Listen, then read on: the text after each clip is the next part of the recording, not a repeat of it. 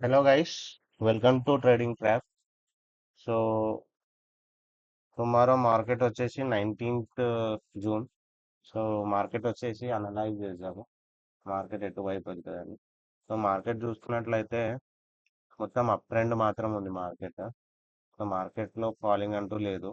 And ఇంకోటి పైన చూసుకుంటే చాలా మంది సెల్లర్స్ మార్కెట్ ఫాలింగ్ కోసం వెయిట్ చేస్తున్నారు. ఇంకోటి పైన మాత్రం ఎస్ఎల్స్ ఏం లేదు ఇప్పుడు చూసుకున్నట్లయితే. సో మనది వచ్చేసి ఎస్ఎల్ఎంటింగ్ స్ట్రాటజీ కాబట్టి పైన ఎక్సెల్స్ ఎక్కడ ఉంటే మనం అక్కడ టార్గెట్ అనేది చేస్తాం. సో ఇక్కడ చూసుకున్నట్లయితే మార్కెట్ 58,000 లైట్గా బ్రేక్ ఇచ్చి కింద మాత్రం లైట్గా పడినట్టు చేసింది. సో ఇక్కడ చూసుకుంటే ఇక్కడ మాత్రం సెల్లర్స్ వాళ్ళ పొజిషన్స్ హోల్డ్ చేసి అయితే వెళ్ళలేదు. ఒకవేళ ఇన్ కేసు మనకి ఫ్లాట్ కానీ గ్యాప్ డౌన్ కానీ ఓపెన్ అయితే సెల్లింగ్ సైడ్ సెటప్ ఓపెన్ చేద్దాం, ఐడెంటిఫై చేద్దాం.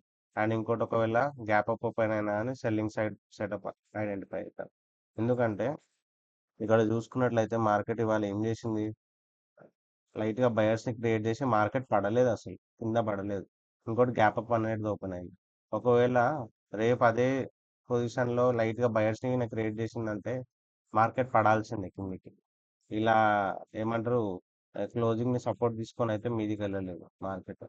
ఇది కూడా అంతే. సి క్లోజింగ్ ని సపోర్ట్ తీసుకొని మళ్ళీ మీదికి అయితే వెళ్ళలేదు. సో మార్కెట్ ఒకవేళ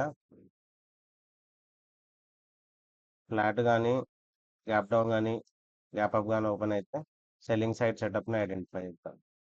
ఓకేనా? థ్యాంక్ యూ అండి.